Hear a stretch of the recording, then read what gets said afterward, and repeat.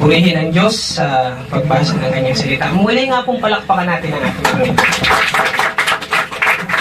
Tunay na napakataas. Salamat sa Lord sa napakataas na antas ng pagpupuri at pag-aawitan sa Lord. Tunay nga po na nag-uumapo po yung ating galak, di po ba? Kapag ninanamnam natin yung bawat mensahe ng mga awit nating kinanta sa umagang ito. Napakaganda po, ano?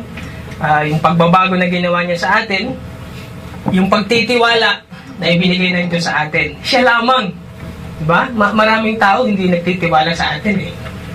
Pero ang Lord, sa kabila po ng ating mga bagay na nagagawa against sa kanyang kalooban, nandun siya palagi. Kaya nga po tawag sa atin, we are yung marks of the unqualified. Di po ba? Na ginamit ng ating Panginoon sa kabila ng mga bagay na nagagawa natin against Him. Sa buhay po ni Joshua, napakaganda po nung kanyang nung pinangunahan po niya ang bayang Israel. Alam natin sa Book of Deuteronomy, after ni Moses, siya po yung pumalit upang pangunahan ang bayang Israel. At yung bilin ng Lord, bilin ni Moses, una nangusap si Moses galing din naman sa Lord, be strong and take courage. Doon sa Joshua 1, sa verse 6, ang Lord na ang nangusap sa ating Panginoon, sa ating kapatid na si Joshua. Be strong and be courageous. Kasi kasama niya ang Lord habang pangungunahan ng bayang Israel. At sa Joshua 1:8, doon pa lamang sa umpisa, ang laging bilin ni Joshua, huwag mong kaliligtaan na limilimin ang salita ng Diyos. I-meditate. At hanggang sa pagkakataon pong ito, dito sa chapter 24, matanda na po si Joshua. At yun pa rin yung kanyang paalala sa bayang Israel. Kung babasahin po natin yung chapter 28 sa verse 6 or I think 8, be very firm, sabi niya, dun sa mga salitang ibinigay ni Moses sa atin. At hanggang po sa pagkakataong ito, kung babasahin po natin, yung kabutihan ng Diyos talagang hindi natin malirip. Yung pagtitiwala na ibinigay niya, yung protection na ibinigay niya, kung babasahin natin yung verse sa 24, 1 hanggang 13, ipinaalala po dito ni Joshua yung history ng Israel. Kung paano, kaya nga, kailangan daw mamili kung kanino maglilingkod. Yun ang sabi. Sapagkat nung panahon na si Abraham ay nandung pa sa lupain ng Ur, alam po naman natin na sila ay sumasamba. Mga pagano po sila. At ipinaalala yun sa verse 1 and 2, kung sino, inumpisahan kay Tera Kilala niyo po ba si Tera? Yung ba yung natira sa digmaan? Si Tera po yun yung magulang, ang tatay mismo ni Abram, ni Haran, at saka ni Nahor. Doon po nanggaling, after nung kay Noah, nung sa flood, kay Shem, doon nanggaling yung lahing ito na kung saan nanggaling ang bayang Israel from Abraham. Kaya nga po dinala, kinuha si Abraham sa lupa. Yung pinaalala doon sa chapter na yon, doon sa kwento ng 1 to 13, kung paano inalis ang amang si Abraham at dinala doon sa Kanaan, kung saan yung lupang ipinangako ng Diyos. At napakalinaw yung sinabi doon, na isa lamang yung Diyos na sasambahin, ang Diyos na taasan. At dito nga po, basahin ko muli, now therefore, sabi dito, fear the Lord and serve Him in sincerity and in truth. So Joshua reminded Israel about the history and how God protected them and gave them victory over their enemies. Lahat po yun. Kasi itong time na to, parang nagpahinga na sila nito. Sa dami ng digmaang kanilang kinaharap. Di po ba? Itong part-time na to, parang relax itong yung bayang Israel. At nagkaroon ng pagkakataon na kausapin ni Joshua ang bayang Israel. At tinanong ang mga bagay na ito. Even though sa farewell address, ganun din yung kabilin-bilinan ng ating kapatid na si Joshua. Be very firm doon sa mga salitang itinuro ni Moses. At ngayon po, ang pamagat ng mensahe ng Panginoon, serve the Lord in sincerity and in truth. Let us pray. Hallelujah, Lord. Muli po, Panginoon, maraming salamat. Tunay nga po, Panginoon, kaninang umaga pa lamang sa mga pag-aaral, inumpisa mo ng busugin ang mga aming mga kaluluwa, Panginoon. Maraming salamat sa bawat bagay na ginagawa mo sa buhay ng bawat isa sa amin, sa mga bago po na ngayon lamang nakasama. Lord, mangusap ka po sa kanilang puso, Panginoon. Even us, Panginoon, ang datihan na dito, Panginoon. Ang mensahe niyo po, Panginoon, ay angkop sa aming lahat, Panginoon, na nandito. Lahat po kami ay pawang estudyante. Ikaw lamang po yung aming nag-iisang dakilang guro, Panginoon. Maraming salamat po, Ama, and we believe the victory ay binigay mo na po sa amin sa umaga nito. In Jesus' name, this is our prayer. Amen. Yung sincerity raw po, a quality or state of being sincere or honesty of mind. Ang synonyms po niya, honesty, genuineness, truthfulness, or good faith. Marami pa po yung mga synonyms, pero kumuha lamang po ako ng ilan, which is kumbaga sapat na yun para maunawaan natin yung sincere na paglilingkod sa ating Panginoon. Sincerity and in truth. Alam na po natin yung truth. Yung katotohanan lamang na nanggagaling sa sinasabi ng banal na aklat. We must serve the Lord in spirit and in truth, in sincerity and in truth. So, ang unang tanong, what will be our response to the Lord? Ang ating kasagutan sa ating... Ilagay natin na tayo po yung tinatanong ni Joshua. Napakaganda po kasi naging mabuting halimbawa si Joshua doon sa pagpapakita ng kanyang pananampalataya sa bayang Israel. Doon sa sinabi niyo po sa last word, doon sa chapter 15. As for me and my house, we will serve the Lord. Pwede po ba natin yung sabihin? Amen. As for me and my house, we will serve the Lord. We will serve the Lord. Sabi nga po, worship will never stop. Ang sabi nung inawit natin kanina, di ba, walang hanggang kitang pupurihin. Walang hanggang kitang sasambahin. Di ba? Buong laman ng puso mong ito ay para lang sa ating Panginoon. Mamalagi sa piling ng ating Panginoon. And hindi lamang yun. We will worship the Lord. We will serve the Lord in sincerity and in truth. Kasi ito po yung naging tugon. Ganito ba yung magiging tugon din natin? Naalala niyo po ba yung pagtayo ng ating one minister dito? Last time? Yung chairman natin sa Worship Adoration Network. Ano po yung panawagan? Kung naalala niyo pa? Malinaw pa ba sa atin yung panawagan? Ni Kuya Ed? Di po ba? Kung sino yung may mga gift of teaching, presiding sa mga bata, it's about time. Di po ba? Kung sa last 2016, hindi tayo nagamit, ilang araw na lang po 2017, it's about time. Di po ba? Sino ba yung mga may tumaas pang kamay nun? Parang may nakita ko may tumaas ang kamay eh. Di po ba? We will serve the Lord. Di ba? Magpapagamit tayo. Sabi nga po doon sa Ephesians 2:10, minsan pong nababanggit lamang natin hanggang 2:8-9.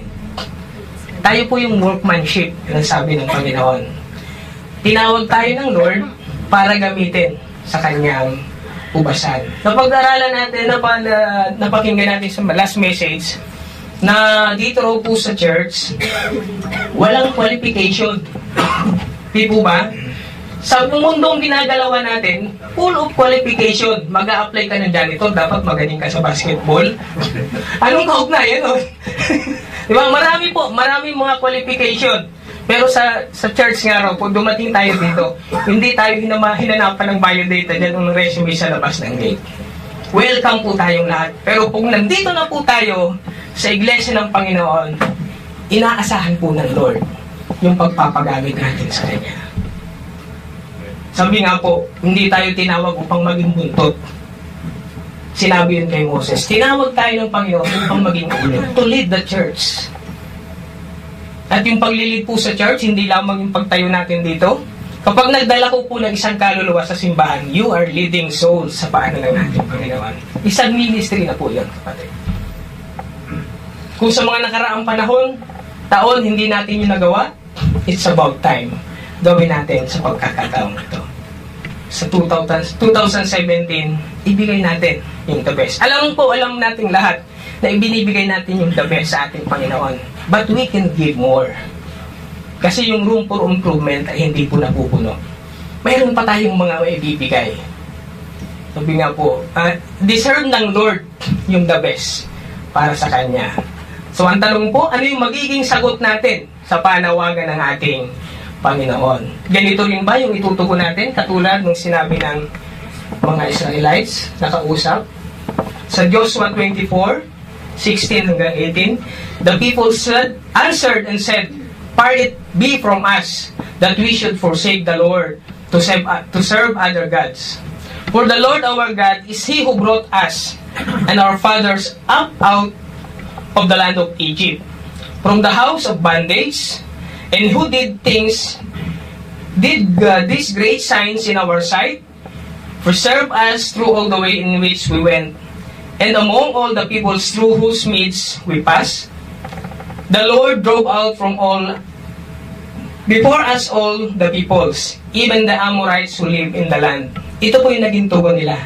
We will serve the Lord, for He is our God. Ganun din po ba yung kaya nating isagot sa panawagan o sa imbitasyon ng Lord sa atin sa paglilingkod sa Kanya? We will also serve the Lord. Tandaan po niyo ito. Unang beses po na nabanggit yan. We will serve the Lord. Because siya ang aming Diyos. Siya yung gumawa ng mga mabuting bagay. Siya yung nagpakita sa amin ng mga kababalagan kung paano inilikas sila, di po ba?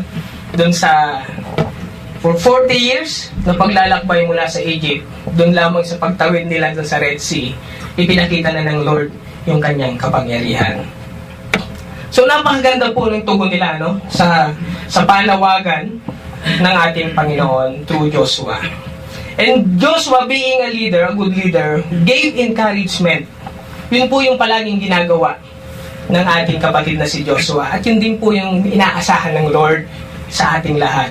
Sabi nga po dun sa pag-aaral natin last time, di po ba? Ano ba yung tatlong napag-usapan natin? Yung tatlong klase ng tao sa loob ng iglesia. Meron pa bang nakakatanda? Unruly, faint-hearted, at saka weak. So paano? Diba? Yan yung kalagayan mismo, yung bayang Israel that time na nagbigay ng kalakasan ay ating kapatid na si Joshua. Ganon din naman po yung inaasahan ng Lord sa bawat isa sa atin. We are all brothers and sisters keepers sa loob po ng iglesia ng Panginoon. At walang ibang makakapagbigay ng kalakasan doon sa kapatid ng hihina. Una sa lahat ng ating Panginoon at tayo po yung gagamitin. So ano yung magiging tugon nga natin? Katulad din ba nung tugon ng bayang Israel? Sabi diyan, saying yes is not enough. We must do our part and act upon it. Hindi sapat na, ako po, nais kong maglingkod. Kailangan ipakita natin. Kaya nga, in sincerity and in truth. Kaya makikita pa natin mamaya yung paglilingkod po sa Lord. Naaalala ko nun, meron kasi isang kaming nakasama na nung nasa taekwondo pa kami. Kasi pagka naglaro ka ng taekwondo, magbabayad ka, may entrance fee. Yung isang tao na yon, kapag talagang ayaw lumaro, hindi sumasama. Hindi sumasama, bayad na. So sabi ko, nung nasama namin sa church, nawa naman hindi ganun pagdating sa paglilingkod sa Lord. Kasi nga, covenant yun Hindi po pwede na kapag may nasaling ka lang ng kunti, kaagad-agad mawawala ka sa iglesia. Kaagad-agad iiwanan mo yung, halimbawa, music team, kaagad-agad iiwanan mo. Mga kapatid, hindi yung music team, hindi yung ilang iniwanan mo, kundi iniwanan natin ang Panginoon. Sabi nga po, unfair sa Lord Meron kang nakatampuhan, pero ang iniwan mo yung kabuuan ng simbahan. Paano naman? Ano naman yung mararamdaman at ang ating Panginoon mismo, yung kanyang mararamdaman. Yun yung lagi natin pong isasaalang-alang. Sa paglilingkod sa ating Panginoon, minsan yung ating nararamdaman, iniit sa puwera yan. alalahanin natin palagi yung mararamdaman ng Diyos sa bawat gagawin natin na labag sa Kanyang kalooban.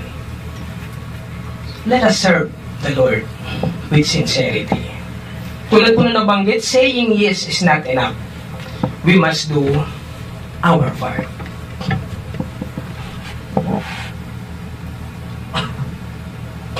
There are things to consider. Sa 24, 19, hanggang 21, then Joshua said to the people, muli nagsalita ang ating kapatid na si Joshua, you will not be able to serve the Lord, for He is a holy God. He is a jealous God. He will not forgive your transgression or your sins if you forsake the Lord and serve foreign gods. Then He will turn and do you harm and consume you after He has done good to you. The people said to Joshua, muli pong binanggit ng bayang Israel, no, we will serve the Lord. Maglilingkod kami sa aming Diyos. Pangalawang beses po, nangako o sinabi, sumagot sa panawagan ni Joshua ang bayang Israel. We will serve the Lord. The Lord wants confirmation. Lagi siyang alam ko karamihan ang mga babae po ang madalas magtanong ng ganito Ayun, alam na alam talaga ni Ate Erin Di ba? Agree ba tayo doon na mas kababaihan ang madalas magtanong? Mahal mo ba ako? Pambihira ka naman, 5 ng anak natin. Tinatanong ko ba yan? Minsan nga po nasagot na ng oo. Sure? Sure, di ba? Hindi, kami sa part namin yon. Yung sa part ng mga babae, sila yung madal, mahal mo ba ako? Hindi ko yan tinatanong. So, yung laging sagot ganito, yung mga kalalakihan, ganun lang May tinatanong ba ba yan? Ganon din sa Lord. At pangalawang beses po na tinanong, ganon din. Kasi nga, kailangan yung confirmation. Kung talaga bang... kasi yung paglilingkod sa Lord, mga kapatid, hindi nakabase yun sa emosyon. We must be rational sa paglilingkod natin sa... Sabi ko nga po, hindi isinasantabi yung personal nating nararamdaman. Diba? Mas tayo doon sa mararamdaman. Sa pwedeng maramdaman ng Diyos sa mga bagay na gagawin natin. Yun nga, dito, sa part na to, sabi nga nila lumabas na. After saying yes, we must say yes again. Okay lang yun, natanungin. Normal lang yun, i-confirm. Sabi nga po, sabi doon sa napag-aralan namin kanina, habang tumatagal daw yung relasyon ng mag-boyfriend o girlfriend hanggang maging mag-asawa, lalo dapat nandun yung init o yung tamis ng pagmamahalan. Kaya yung mga tanong na yun, sagutin po natin. Oo naman, mahal. Ikaw nga yung pinakasalan ko Di ba? Mahal lang at tawag. Oo nga. Mahal kasi, mahal lagi yung pinabibili. Yun may ibig sabihin nun? Hindi. Mahal talaga siyempre. Di ba? Ay, sabi nga po dito sa sa dami-dami ng pinagpilian ko, ikaw yung aking pinakasalan. Maliban kay Kuya Eric, alam natin na isa lang talaga. Kaya hindi raw nabigo si Kuya Eric kasi isa lang yung kanyang niligawan. Si ate yun niya agad yung kanyang naging may bahay ngayon. Diba? Dapat, para hindi mabigo, isa lang po yung ligawan nyo. Pagtsagaan nyo. Diba? Sabi nga po, kung unang niligawan mo yung nanay, nagkaanak, hindi ka nasagot, baka sa apo masagot ka, yun ang maging asawa mo. Yun ang palad mo. At least, nasa lahi pa rin niya ng galing. So, ganun po yung mga tanong na ganon, at minsan tinatanong po tayo ng Panginoon, maaari sa ibang pagkakataon, laging anak, lagi kitang hinihintay. Are you willing to serve to me? Dapat ganito yung sagot. Yes. And yes. Again. Pero muling nagtanong ang ating kapatid na si Joshua, sapagkat sa Roman numerals number 3, there are things we must surrender. Po ba? Sabi nga po, hindi uubra na, Lord, nais kong maglingkod sa'yo. Yung isang kamay mo, yung kabila, nakahawak naman. Ayaw mong bumitaw. Ano yung kwento ng isang kapatid? Pinasakay na nga, dun sa karawahe, may pasang isang sakong bigas. Hindi naman niya ibinaba. Hindi po man. Yung comfort dapat mararamdaman niya sa paglilingkod sa Lord. Hindi naramdaman. Kasi may mga bagay na ayaw ibaba. O mga bagay na ayaw i-give up upang patuloy na makapaglingkod. Diba? Malaya na makapagpuri o makapagsilbi sa ating Panginoon. There are things to be surrendered. O yung tinatawag po na remove and replace. Alala ko si Kuya Bernard ang nagturo niya sa isang pag-aaral natin sa Monday exhortation. Na kapag may bagay tayong tinanggal, meron tayong ipapalit. Diba? Sabi nga, yung repentance, yung pagtalikod natin sa kasalanan, hindi doon dapat natatapos. Kasi dapat humaharap tayo sa Diyos. Pag tumalikod ka sa kasalanan, may tendency, bumalik ka ulit. Humarap ka sa Diyos, o humawak ka sa kamay ng Diyos. Humawak tayo sa kamay ng Diyos upang maging ganap. Sabi nga, akay-akay tayo. Ang sarap, sabi nga po kanina, yung panalangin ng ating opening prayer kanina, lahat tayo mayroon tayong dinadala mga problema. Sabi ko nga po kanina sa pag-aaral, bilang normal na tao, normal na makaranas ng problema. Di po ba? Kung hindi ka nakakaranas ng problema, isa ibig sabihin na hindi ka normal. Hindi ka normal. Ang gandahan nga, habang di maranas tayo, sabi doon, Christ enables to face life. Kung bakit kailangan nating tanggapin si Jesus sa ating buhay bilang ating sariling Diyos sa kapagligtas. Habang hinaharap natin yung mga problema, yung mga trials and testing na yon, kasama natin ang Diyos. Dati po nung wala pa tayong Kristo sa buhay, naglalakbay tayo mag-isa. Madali ba maglakbay sa gubat mag-isa? Mahirap, di po ba? Pag naligaw ka, paano na? Paano ka na makakabalik? At least kung maligaw ka, dalawa kayo. Nagkakwentuhan ka pa. Hindi maboboard. Tsaka ang sarap. Ang kagandahan po doon, hindi lamang basta tao yung kasama natin sa paglalakbay sa buhay nito. Diyos po siya. Ang ating Diyos. Ang ating Panginoong Jesus. Na habang hinaharap natin yung mga bagay na ito, sabi nga, Emmanuel God with us. Kasama natin ang Diyos. So, sa pangatlo na po tayo, there are things to surrender sa paglilingkod natin sa ating Panginoon. Sa Joshua 24:22-24, Joshua said to the people, "You are witnesses against yourselves that you have chosen for yourselves the Lord to serve Him." Kanina nga po pinamili sino ang inyong paglilingkuran? Yung mga Diyos na pinaglingkuran ng inyong mga ninuno sa ilog, doon sa kanilang pinanggalingan, habang sila'y papunta doon sa Promised Land, or ang Diyos ng kataas-taasan. So, sabi ni Joshua, total, ito ang pinili nyo, ang magsilbi sa ating nag-iisang Diyos. And they said, "We are witnesses." Sumagot ang mga bayang Israel. "Now, therefore, put away the foreign gods, which are in your midst, and incline your hearts to the Lord, the God of Israel." Tingnan niyo po yung sagot nila dito. Sa pangatlong pagkakataon po, sumagot ang bayang Israel, "We will serve the Lord, our God, and we will obey His voice." Naging maganda po ba yung bunga? Yung pabalik-balik na pagtatanong ni Joshua sa bayang Israel?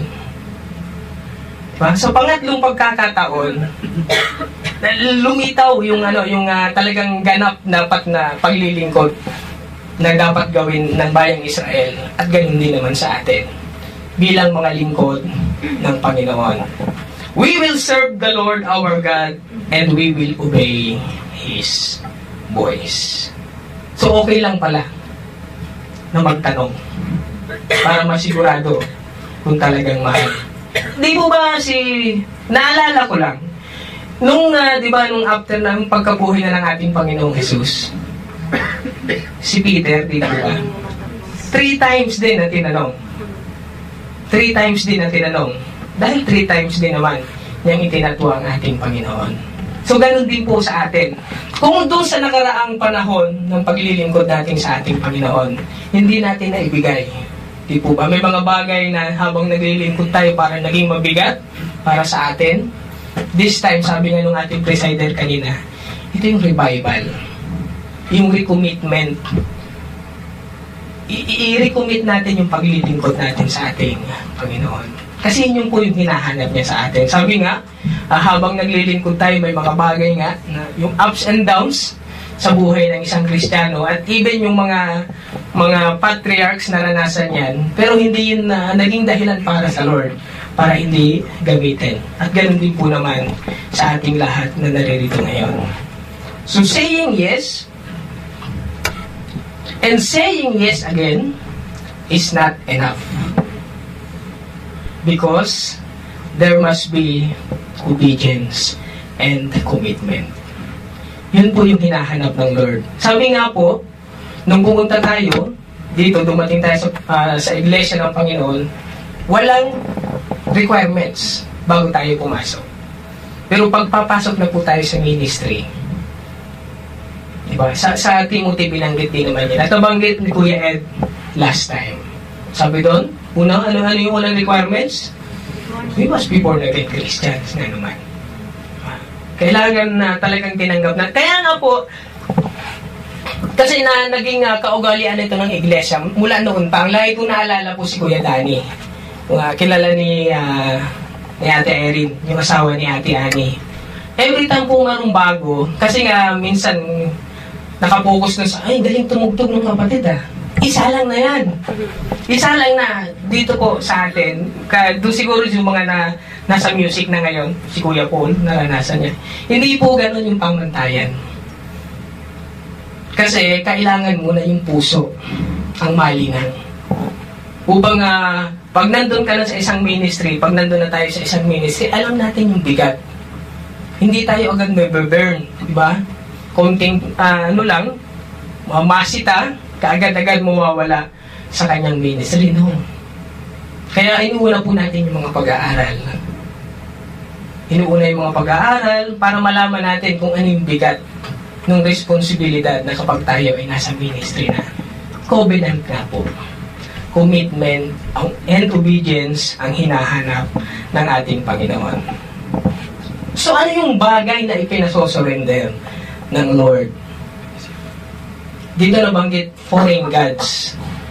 What is the foreign gods? Baka naman meron pa tayong mga nakaibit dyan sa mga wallet natin. I hope wala naman. Diba?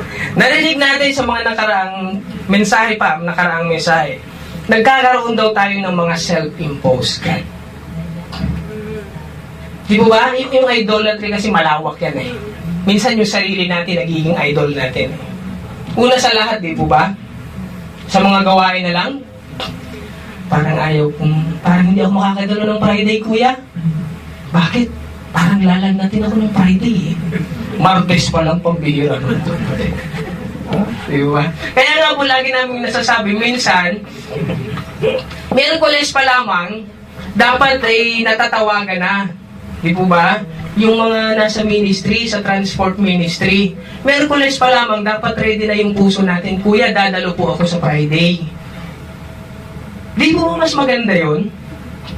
Hindi yung Webes na ng umaga, naghihintay pa kung sasama. Kasi pala may pinamimilian. Kapag tuloy po yung party sa labas, hindi po ako makakadalo. Pag hindi natuloy, mag-church na lang ako. Para bang utang na loob pa ng Diyos? Kapag dumalo sa gawain ng Panginoon, di po ba?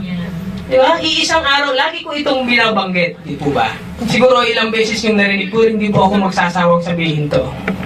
Sa loob po ng isang buwan, 720 hours para sa atin. Ang inihiling po ng Lord, ilang Friday lamang po. Bihira lang mangyari pag 5, ano po? Kadalasan 4. 4 hours lang tayong magagawain. Ibang palagay natin 5 hours. Bawat Friday. Di po ba? Kasi nga pagkatapos ng mensahe, nagmamadali na agad tayo umuwi. Hindi man lang natin magawa makipag-fellowship sa mga kapatid para mas makilala natin. Tapos nagre-reklamo, suplado talaga ng kapatid na yan. Hindi ka nga nag-stay para makilala man lang. Hindi man lang tumatawa yan. Yung pala, pag tapos ng siya yung malakas ang tawa. Hindi mo lang napapansin. Masabi, ang 20 hours lamang yung para sa gawain ng ating Panginoon. 700 hours para sa atin. Hindi pa natin kayang maibigay. Sabi nga po, kung dito, na tayo ay napakaluwag, di po ba? Susunduin ka, ihahatid ka, po ba? Pag mamaya may mga masaganang pagkain tayong pagsasaluhan, hindi pa natin nakukumpleto yung 4. Mga kapatid, paano pag-uwi natin sa Pilipinas? Doon po, masahe ka. Papunta, pamasahe, pauwi, pamasahe. Pagdating doon, wala pong pagkain, mga kapatid. Kakain ka ng sarili mong bulsa. Yan po yung tanong. Kung dito hindi natin nagagawa, nakukumpleto man lamang yung 4 na Friday sa looban. O excuse po mga kapatid yung may mga pasok. Excuse po yun. Pero kapag hindi naman, ikaw ang dumaman dahilan para magkaroon ka ng pasok, yun ang hindi tama. Diba? Sabi ng Panginoon, ialay mo. Yung isang araw na nga lang ang hinihintay. 6 na araw kayo magpapagal. Yung isang araw, ilaan mo sa akin, anak. Kasi 700 hours yung binigay ko sa isang buwan, 20 lang yung hinihingi ko para sa'yo. Tapos sasabihin mo, unfair naman talaga ang Lord. Ang hirap ng buhay. Napag-aralan nga po namin doon sa Romans, sa Sinaya, napag-aralan namin. Yun ba talaga yung unfair? Tayo ba talaga yung may karapatan na magsabi ng unfair sa Lord? Alin po ang unfair, mga kapatid? Diyos na nagkatawang tao, namatay sa krus para sa atin. Alin po ang mas unfair? Yung nararamdaman ng Diyos o yung nararamdaman natin? Sino po ang pwedeng magsabi dito na unfair ang Lord? Diyos po ang may karapatan magsabi ng unfair dun sa ginawa niya na sa atin. Ang sabi nga, who are we na magreklamo sa Diyos? Ano ang karapatan ng putik na magreklamo sa gumagawa ng palayok? Yun po yung nilalaman ng chapter 9. Who are we to question God?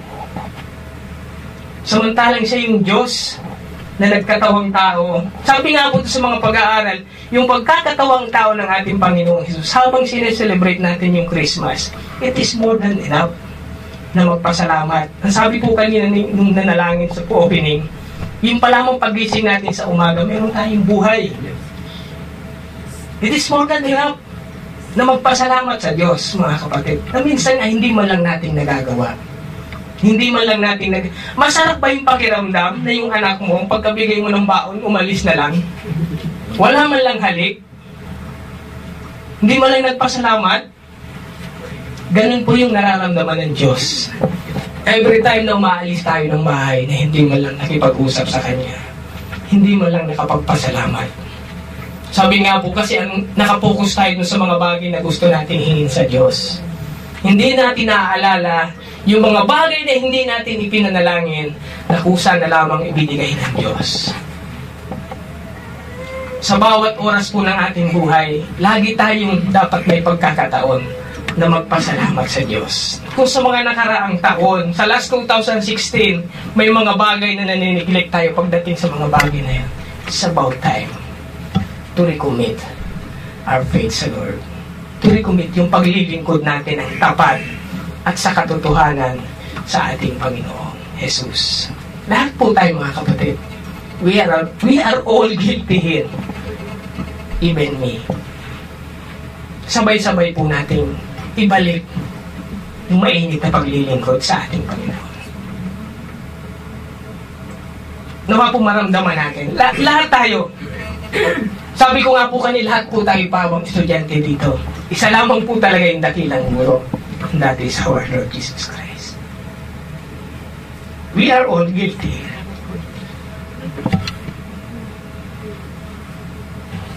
Ano raw po yung mga self-imposed God? Kasi yung idolatry, hindi lamang yun yung pagsamba sa ibang Diyos. Mga Diyos-Diyosan. Idolatry, malawak po yan.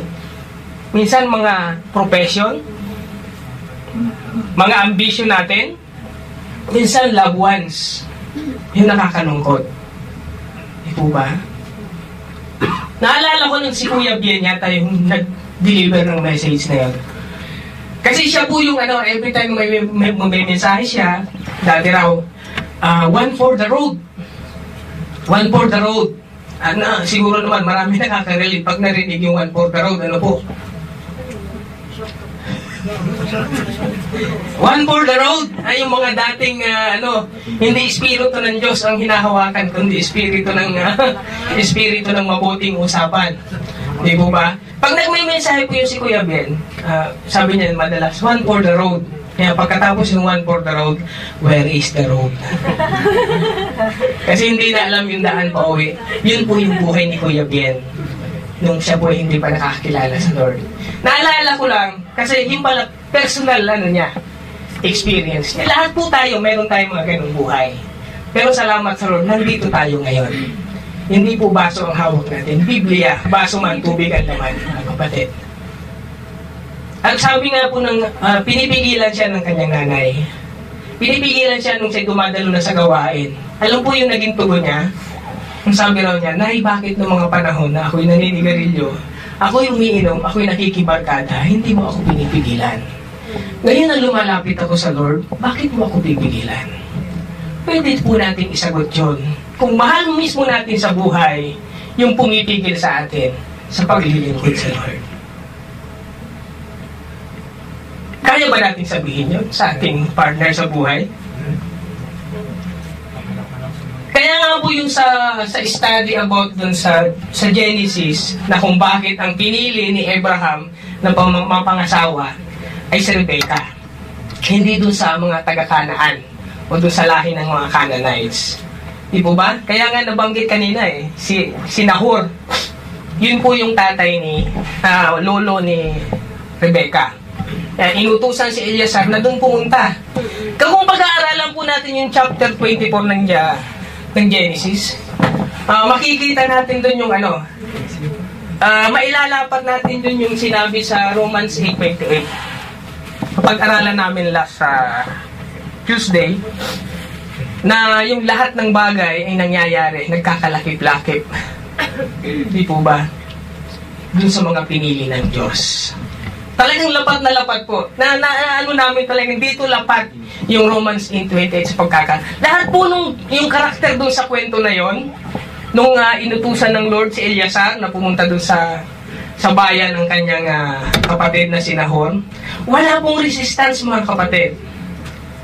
Yung hiningi na sign ni Eliezer, na kung sino man yung magsabi sa kanya, pag sinabi niya siya makikiinom, siya painumin, pati yung kanyang mga camel, nandun yung tugon.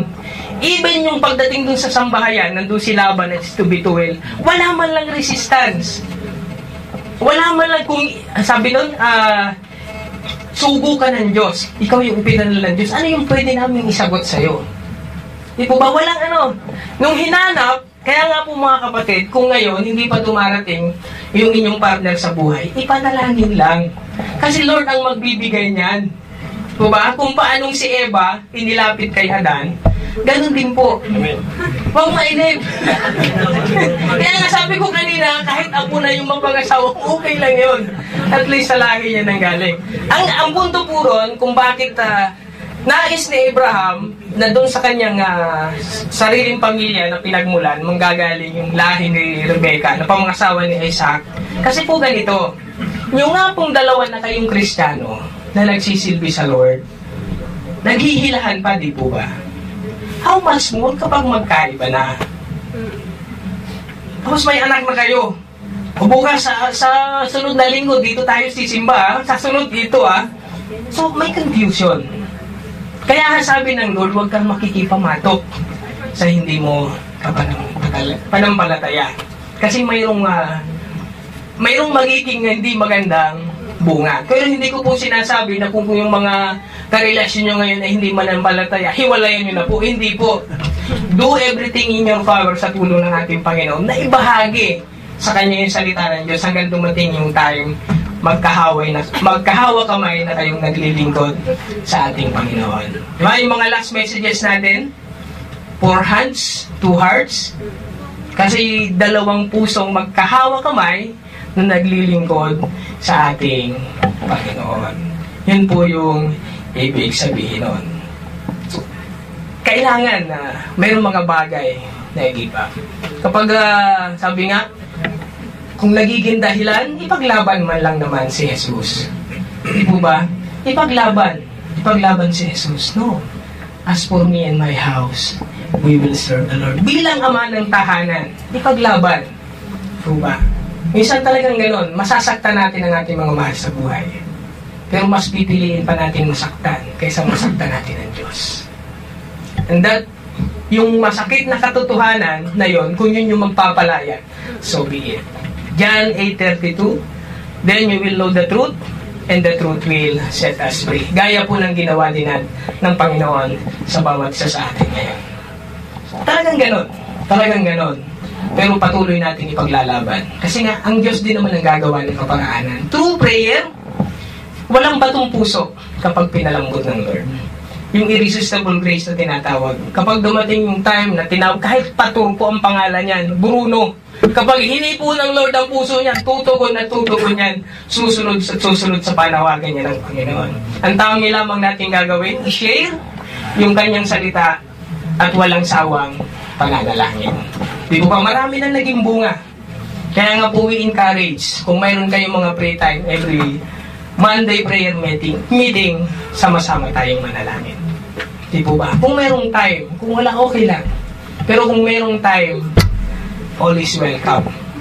Mas maraming mananalangin, mas masaya, di ba? At mas katanggap-tanggap sa paanan ng ating Panginoon. So, yun yung mga bagay na yun, profession, ambition, loved ones, or even ourselves.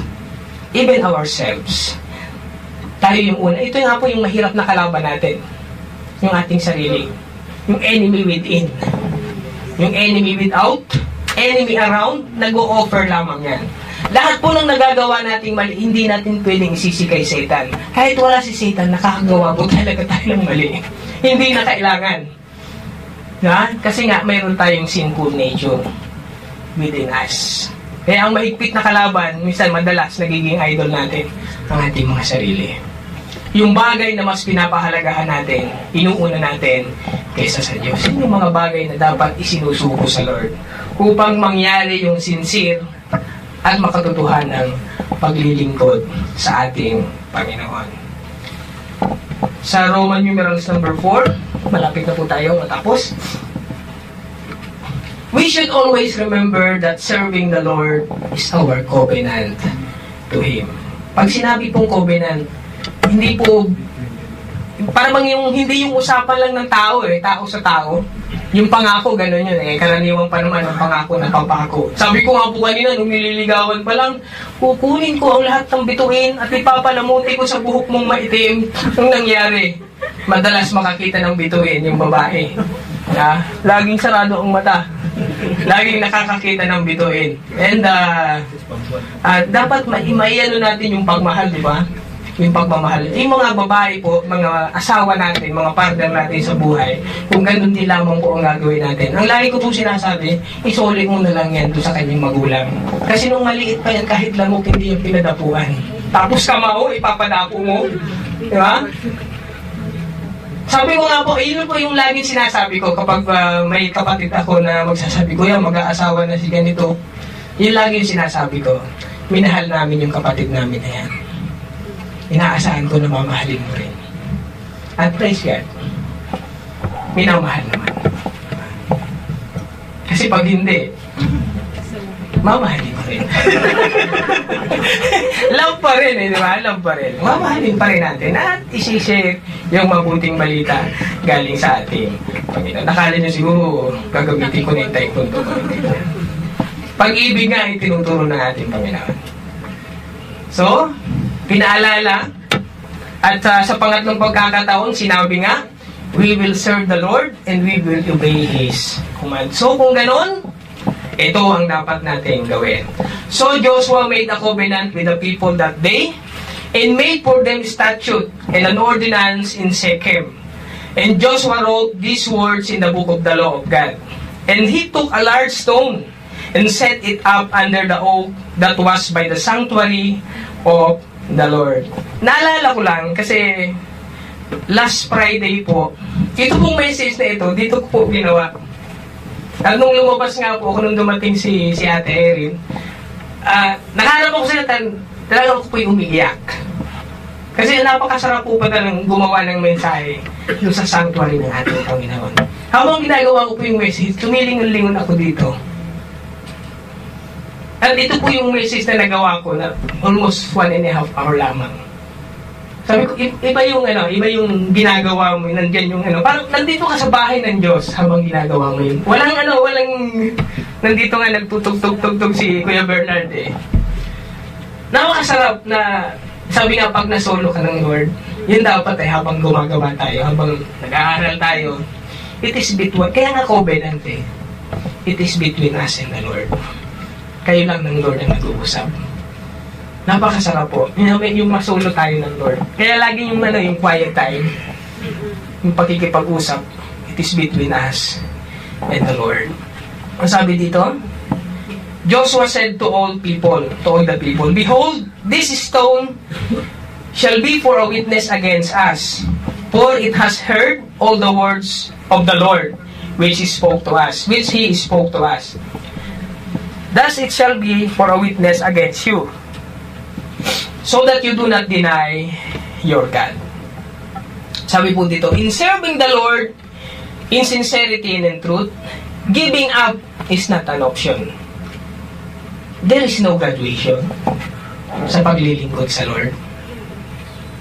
Hindi sapat na kapag may naramdaman ka, nakatampuhan ka, ayaw ko na maglingkod sa Lord. Sabi nga po, sa dami-dami ng pwede mong pagtampuhan, Diyos pa. Kasi pag nagtampo ka nun sa kapatid, paano naman yung hindi mo nakatampuhan? Kawawa naman. Kawawa naman ang Diyos. Lagi na lamang iniiwan. Siya na nga yung bumaba para tayo abutin. Pero madalas, iniiwan. Kasi marami pong gawain sa looban ng isang linggo. Puno na po tayo. Buong linggo po may gawain tayo mga kapatid. At kung isa doon, kung may time ka at hindi mo nadadaluhan, lagi mong iniiwan ng Diyos. Lagi natin iniiwan ng Diyos. Lagi nating maririnig kay Kuya Bernard, mahalaga po sa isang linggo. May 3 tayong ginagampanan sa Lord. Prayer meeting, Bible studies, at yung ginagawa natin ngayon. Friday worship service. Para maramdaman natin at magkaroon ng ganap na pagbabago. Kasi doon sa mga pag-aaral na yon, mga kapatid, itong message, hindi po ito sapat. Kasi hindi po kayong pwedeng sumagot. Ako lang po yung nagsasalita. Sa Bible study po, mayroong makakapagtanong doon. Open conversation. Mas doon po tayo lalago sa mga pag-aaral. Hindi ko po naman sinasabi na walang kwenta itong ginagawa natin dito. Hindi po. Meaning, hindi po sapat. Kasi may mga bagay pa na dapat tayong i-consider. Mga dapat pa upang mas lalong maging ganap yung paglago natin sa paglilingkod sa ating Panginoon. Giving up is not an option because it is our covenant to the Lord.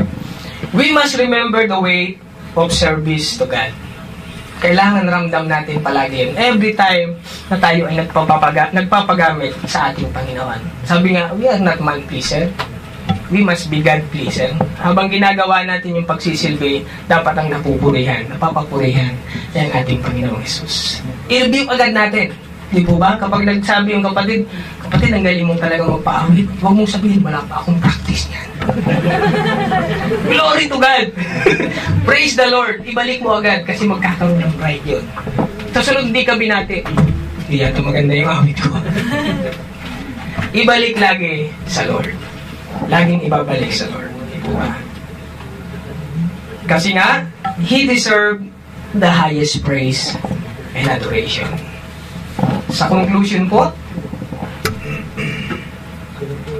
in serving the Lord with sincerity and truth, we must respond to the Lord. kailangan tumugon tayo dun sa panawagan ng ating Panginoon. There are things to consider. There are things to be surrendered. Napag-usapan na po natin kanina. We must always remember that serving the Lord is a covenant. Para hindi po tayo madaling ma-burnout. Para hindi tayo madaling give up. Habang ginagawa natin ito, Lord, para po ito sa iyo. Hindi po ito para sa kung kanino man. Hindi po para sa aming mga leaders. Yung ginagawa po natin, para sa Lord. Kasi po siya yung leader natin talaga. Siya yung foundation ng ating pananampalataya. Kapag tinanong po tayo, sino yung founder ng church niyo? Ano pong isasagutin niyo? Amen. Baka sabihin niyo, kami, hindi po. Si Jesus Christ, baka sabihin, ay, mahina pala ang pundasyon ng church niyo, tao pala eh. No po, si Jesus Christ ang founder ng ating iglesia. Kaya nga po matibay, kasi bato yung pundasyon natin. He is the rock of our salvation. Ang challenge po para sa atin lahat, to all of us here. Let us all consider that this pulpit is the stone that Joshua set up. Na every time na tumatayo po tayo dito, lagi nating alalahanin na maging tapat yung paglilingkod natin. Hindi lamang po, every time na tayo magpagamit sa Lord, alalahanin natin yung bato na itinayo ni Joshua. Na nagsilbi, sabi doon, na narinig natin yung mga salitang ibinigay natin sa akin ng Diyos. At upang maging ganap yung paglilingkod, gawin natin yung ating the best sa paglilingkod sa ating Panginoon. Sabi, we will always remember Joshua upang maalala natin that every time we will stand up here, we will always remember what Joshua said in verse 27. Behold, the stone shall be for a witness against us. Tingnan niyo po, us muna, against us. For it has heard all the words of the Lord, which he spoke to us. As pa, thus it shall be for a witness against you. Naging you. That you do not deny your God. Bakit po naging you? Because God is talking to us personally. Isa-isa po tayong kinakausap ng ating Panginoon. Because God is talking to us personally. Now, brethren, mga kapatid, basahin po natin yung banner na nasa aking kanan. Prince of Peace. Dito po sa kabila. Dito po sa gitna. Sabay-sabay po natin isigaw. Ulitin po natin, Prince of Peace, Lord of Lords, Jesus. We will serve you in sincerity.